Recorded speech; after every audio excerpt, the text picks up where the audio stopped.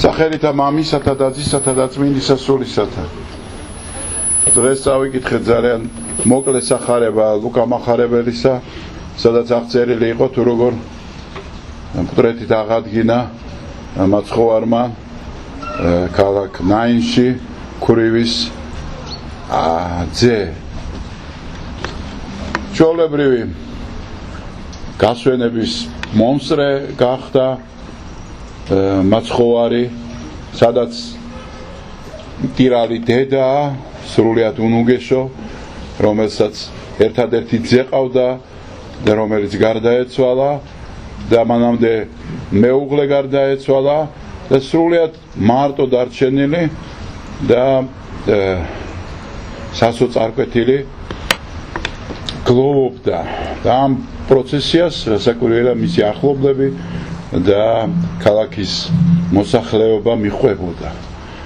მაცხოვრისთვის ეს იყო გარკვეული შემზარავი სურათი და მას მოულბა, ასე ვთქვათ, შეეწყალა ხალი, შეეწყალა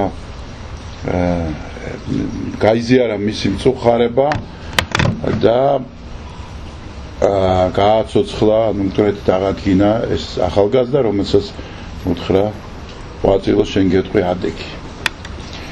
და ხალხი ადიდვიდა ღმერთს და ამბობდა, რომ წინასწარმეტყველია ვიღაცა მისი სახით მოვლენილი ისრაელში. ვიცით, სიკვდილი ხდებოდა და მაცხოვარს უყურებდა ამას და მკვდრეთით აღდგინება მხოლოდ 3 ეპიზოდია მის ცხოვრებაში. ერთია იაიროსის ასული, რომელსაც იგივე ლუკა მახარებელი ხვდება, რომელიც მოკვდა მშობლების თვალწინ, დალია სული და უცებ მომხდარი სიკვდილი იყო და დაიწყეს ტირილი და ამ დროს შემოდის მაცხოვარი და მკვდრეთით აღადგეს. აქ იცით, რომ ებრაული წესია მზის ჩასვლამდე, სემიტური, უფრო აღმოსავლური, გარდაცვლილი ადამიანი მზის ჩასვლამდე უნდა დაგრძალონ და აქაც დიდი დრო არ არის გასული. მესამე შემთხვევა ყველაზე ესე იგი ძლიერ შთამბეჭდავი ეს არის, როცა მკვდრეთით აღადგინა ლაზარე. აი იქ უკვე გახსნილი სხეულიც კი იყო, ვინაიდან სახარებაში ნათქვამია, რომ არის ყარს და სუნია გახსნის და არ უნდათ ხულოდის გადაგორება. და პირველ მდგომარეობაში თუ ეს რაღაცა შემთხვევას მიაწერდნენ, რომ ჯერ კარგად მკვდარი არ იყო, შეიძლება ეძინა, შეიძლება კომატოზური მდგომარეობა ჰქონდა და შემდეგ მოხდა მისი მკვდრეთით აღდგენა, უკვე ლაზარეს შემთხვევაში ესე არ არის და უკვე გახსნილი სხეულს უბრუნდება სული. ამიტომაც ლაზარეს მკვდრეთით აღდგომას ბევრად უფრო დიდი შთაბეჭდილება მოყვა და ხალხის განსაკუთრებული ესე იგი დაფიქრება და აღფრთოვანება. იმიტომ რომ აქ ნახეთ ამბობენ, რომ წინასწარმეტყველია რაღაცა ძალების მქონე, მაგრამ იქ რაღაც უფრო ბევრად უფრო სერიოზულია და რაოდენობრივად, რიცხობრივადაც ხალხი ესე იგი სრულიად გადამეტებულად გახდნენ მისი მიმდევრები და სულ რამოდენიმე დღეში, მეორე დღეს, მესამე დღეს შედის იერუსალიმში და მთელი ისრაელი ეგებება მას როგორც მესიას. ეს სამი მდგომარეობა მკვდრეთით აღდგომის. სამივეს თავისი მნიშვნელობა აქვს. პირველ შემთხვევაში თხოვეს მაცხოვარს და ისე მიდის. მეორე შემთხვევაში, ამ შემთხვევაში მაცხოვარი უკვე რაღაც შენანა ადამიანი და დაენანა ის და ქალი დაენანა მოხუცი დედა, რომელიც განწირული იყო და იგი ანუგეშა ამით, ამ მოქმედებით. და მესამეში, იყო უდიდესი მოვლენა, რომ ის ასახავდა მის ღვთაებრივ ბუნებას, რომ სიცოცხლე მის ხელთ არის. ანუ ის არის ღმერთი და რომ მას სიკვდილი ვერ ეკარება. მაგრამ მოსაწევნელი იყო კაცობრიობის ხსნისათვის მისი ჯვარცმა და ამ ჯვარცმის დროს მისი აღსასრული, ანუ ადამიანური სიკვდილი. ამიტომაც ეს სასწაული სწორედ აი ამ მისტიურ ნაწილს ჯვარცმისას ხსნის, რომ მისი ჯვარცმა და სიკვდილი იყო ნეფსით სიკვდილი. ეს არ იყო მისი ბუნებითი სიკვდილი, არამედ მისი ნეფსით სიკვდილი იყო. ეს იმას ნიშნავს, რომ მან ნეფსით, ანუ თავისი ნებით აირჩია ტკივილი, ტანჯვა, გოლგოთა, ჯვარცმის სასტიკი და არაადამიანური ტკივილი და საბოლოოდ სიკვდილი, რომ ადამიანის ყველა მდგომარეობა გაეარა მას ცხოვრებაში.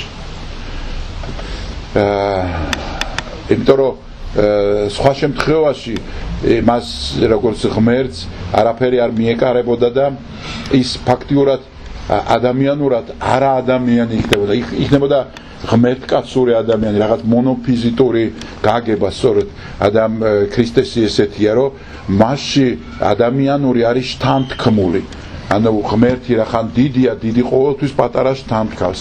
ამიტომაც განლღვა კაცობრივი ბუნება მის ღვთაებრივ ბუნებაში. აი მონოს ამას უწოდებთ ჩვენ და ჩვენ მართლმადიდებლები ვართ, დუოს იყო, ორ ბუნებას ვაღიარებთ.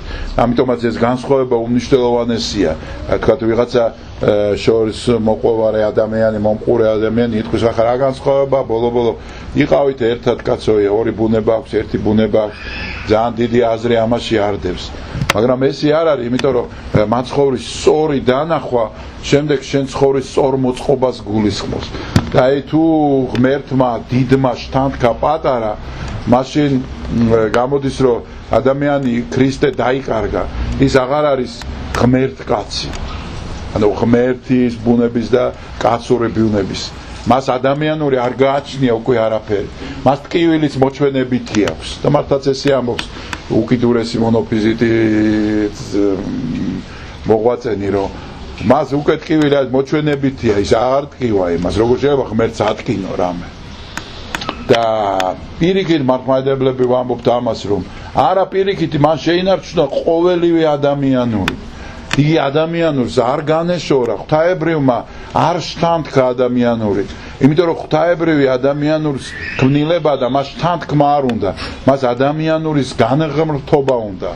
ეს შთანთქმასა და განღმრთობას შორის დიდი სხვაობაა. შთანთქმაში შენი მე გეკარგება და პიროვნება იკარგება და რაღაცნაირად მთლიანად განსული ხარ ღმერთში და გარკვეულწილადაც ალბათ კარგავ თვით აღქმას და მეობას პიროვნულსაც. და აი განღმრთობაში შენ პირიქით სხვა ფასეულობა, სხვა შინაარსიძენ შენ ღმერთი ხდები, ოღონდ ნაცდები, ასე ვთქვათ, ღმერთში, ოღონდ შენ ბუნებას არ კარგავ. შენ კარგავ ცოდვებს, შენ კარგავ სისუსტეებს, შენ კარგავ ვნებებს, შენს რაღაცა დამახინჯებულ აზროვნებას, სისუსტეებს, ამას, ანუ იწმინდები, გწმინდავს, იწვის ეს ყველაფერი, მაგრამ ის პიროვნება რჩება და შენ განიღთობი ნიშნავს, რომ მასში აენთები. უმაგისოდ ვერ აენთები. ანუ მასში გაბრწყინდები. როგორც სარკე ბრწყინავს მზეზე და კიახობს, ხომ? და ძის გარეშე ის არაფერი არ არის, ჩვეულებრივი რაც გასხივებს და ვერაფერს ვერ ქმნის. ესევე ადამიანიც, აი სარკე, ის სარკეთ რჩება, მაგრამ სარკე მზისთან სწორ პირობებში დადგომის შემთხვევაში ის მეორე მზე ხდება. და შეიძლება ვერც გაარჩიო, მზე არის თუ სარკეა, ხო? შორიდან, იმიტომ რომ ორივე ჭრის თვალს და ორივე თითქმის ერთი აღსაქმელია თვალისთვის.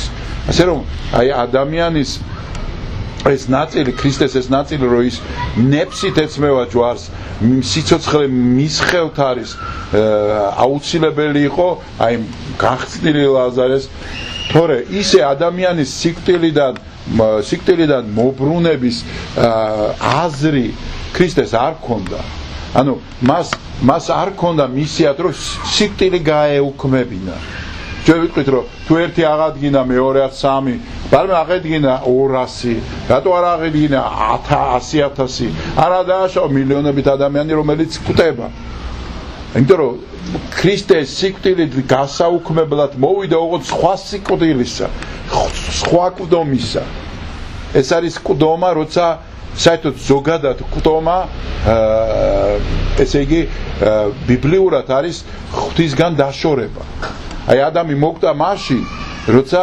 შესწოდა და განვიდა და დაემალა ღმერთს თვითონ დაემალა ხო ღმერთმა ხო არ გააგდო თვითონ დაემალა გაშორდა ღმერთს და შემდეგ უკვე რომ აღარ მოინანია იწყო ავადმყოფობა ცვეთა ხწნადობა და საბოლოოდ მოკვდა ანუ ცოდვის შედეგია სიკვდილი და ეს სიკვდილი არის გარკვეულწილად განშორება ღმრთისაგან იმიტომ რომ კვდომა ღმერთს არ შეუქმნია და ის რაც ღმერთს არ შეუქმნა ამ კვდომაში ღმერთი არ თანამონაწილეობს ამიტომაც ჩვენ მაგალითად ჩვენ თავსაც თუ გადავხედავთ დავინახავთ როგორ არ გვინდა ჩვენ სიკვდილი ეს ბუნებითია ადამიანისთვის იმიტომ რომ არ არის შენი ეს არ არის შექმნილი ამიტომ რომ შენი არ არის ამიტომაც არ გინდა სიკვდილი და ვერც ხვდები რომ მოკვდები ჩვენ ხო ვიცით ყველა რომ მოკვდებით 100% 100,000% ვიცით ყველაზე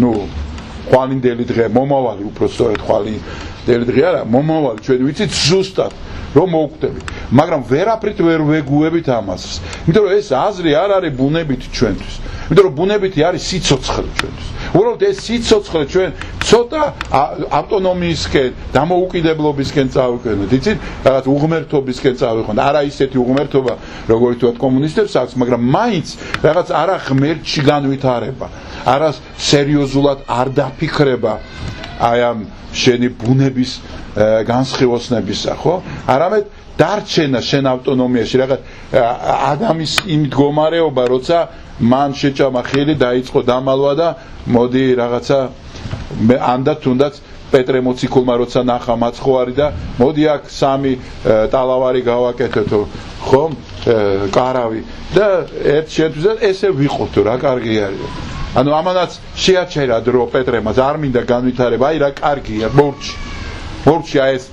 შეაჩერე წამი და ამ წამში მინდა ვიყო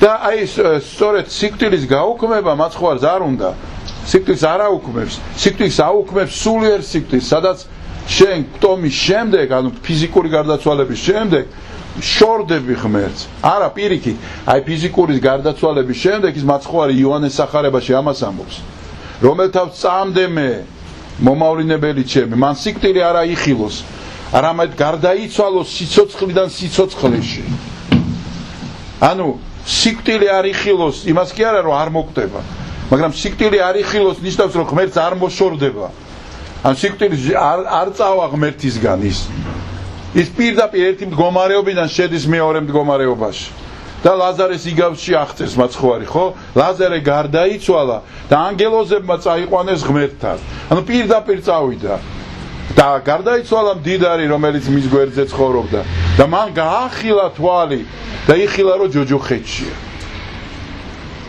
დებით ის მოწყდა და ეს პირდაპირ გადავიდა ამიტომ მაცხოვარი არ აუქმებს და ჩვენ ეს კითხვა აქედან გამომდინარე რომ რატო არ გააცოცხლა ყველა ვინც კვდებოდა მისი ცხოვრების ბოლო 3 წელიწადში მაინც არ აუქმებს უბრალოდ ერთი შემთხვევა სთხოვეს და ის ყოველთვის თხოვნაზე რეაგირებს ვიცით ხო მაცხოვარი თხოვნაზე ყოველთვის რეაგირებს არც ერთ მთხოველს არ ტოვებს ერთადერთი ის ქალი იყო რომელიც დატყობა მთხოველად და იმიტომ მხოლოდ რომ კიდევ ეთხოვნა და კიდევ უფრო მეტი მიიღო მეორე შემთხვევაში ნახა უბედურება შეეწყალა ეს ადამიანი და მისცა რასაც ითხოვდა არა იმიტომ რომ ვაიმე სიკვდილია და სიკვდილის ეშინია და აღარ გვინდა სიცოცხლე და რაღაც სიცოცხლეს რაღაცა მაინც მოკვდებოდა ის ადამიანი, ხა ადრე მოკვდებით გვიან დიდი განსხვავება არ აქვს. და მესამე შემთხვევა, რაზეც ვლაპარაკობ, ეს არის იმიტომ, რომ ყველას ერთად კარგად გაგვეაზრებინა, რომ ისი სიკვდილი იყო ნეფსითი. ანუ მან აირჩია სიკვდილი იმისთვის, რომ სრულად მიეღო კაცობრივი ბუნება, სრულად გაეთავისებინა ქონოდა ეს ბუნება თავისი ტკივილით, ტანჯვით, ესე იგი დაქანცვით, შიმშილით და საბოლოოდ სიკვდილით. და ერთადერთი რასაც ეოვნება იქ რად მიმატოვეო მამაო, რად მიმატო ურთულესი სიტყვები სახარებაში არა, ამაზე ვერდიავე ამბობს, სწორედ იმიტომ წავს სახარების, რომ ეს სიტყვა ჩაწერა მახარებელმა. რად მიმატოვე მამაო, როგორ ღმერთი ხარ შენ, ღმერთია ეს, ვინ მიგატოვა, სად შეიძლება მიტოვებული იყო. ხო და ეს სახარება იმდენად ცოცხალი არისო და მნიშვნელოვანი ეს, რომ ვიღაცის მოფიქრებული იყოს, ან და იმოციკულის, ამას არ ჩაწერდა. და ერთმანეთის გამომრიცხავ ნაწილებს სახარებაში არ დაწერდა, დავარცხნილი იქნებოდა და აწყობილი იქნებოდა ხუთიანზე, არ ექნებოდა არანაირი კითხვები სხვა მეტი ამ ნაწარმოებს. მაგრამ არა, მამაო რად მიმატოვე, ეუნება ამბობს მაცხოვარი, რომ სრულ კვტომაშია ის. მართლა კვტომაში არ არის მოჩვენებითი კვტომა. მუსულმანები ესე აღიარებენ, რომ გავიდა მაცხოვარი და სხვა აცვეს მაცხოვრის მაგივრად ჯვარს. აღიარებენ ქრისტეს როგორც წინასწარმეტყველს, მაგრამ მოიტყუა პატარა ჯვარცმაზე, გაიპარა თვითონ და სხვა მოკლეს მის გულისთვის. წარმოუდგენელია ქრისტეზე თქვა, რომ ადამიანი, რომელიც სხვისთვის დებს ყველაფერს, წარმოიდგინეთ თვითონ გაიპარა და სხვა აცმევინეს ჯვარს. ამაში რა ლოგიკა შეიძლება იყოს. ნუ ესე წამთ ადამიანებს და ნუ რას ვიზებთ, ვერ დავუსვით წვენას, მაგრამ ნუ აი ესეთი მაცხოვარი, რომელიც სრულად იღებს ამ კვტომას, სრულად და რჩება ადამიანი და ადამიანური ბუნება აღსდგება მკვდრეთით. არა თუ აღსდგება მკვდრეთით ადამიანური ბუნებით, არამედ იმ ადამიანური ბუნებით, იმ ტანით, იმ სხეულით, იმ მდგომარეობით, რომელიც მას აქვს, ზეცაში აღვიდა და აღარ განეშორა ამ ბუნებას და ის მარადიულად, როგორც ღმერთკაცი კაცის სხეულში, ესე დარჩება სულ. ასე რომ დღევანდელი დღე სწორედ ამას გვაჩვენებს, რომ ასეთი ფიზიკური კვტომა გაუქმებული არ არის. ფიზიკური კვტომა, ანუ ფიზიკის კანონები, ბუნების კანონები ისე მოქმედებს ადამიანზე, მაგრამ ჩვენი გადარჩენა, ჩვენი ხსნა არის სწორედ სულიერი სიცოცხლე, რომელიც იძენს თავის აზრს მხოლოდ მაშინ, როცა ის ღმერთში ბრუნდება, როცა ის ღმერთით განივსება. დანარჩენი სიცოცხლე ყოველთვის არის ნაკული, რომელიც აუცილებლად თავის მხრივ იწევს მეტ დეგრადირებას და საბოლოოდ ღვთისაგან განშორებას. ღმერთმა დაგლოცოთ, გაგახაროთ, ძალა მოგცეთ, წყალობა მოგცეთ.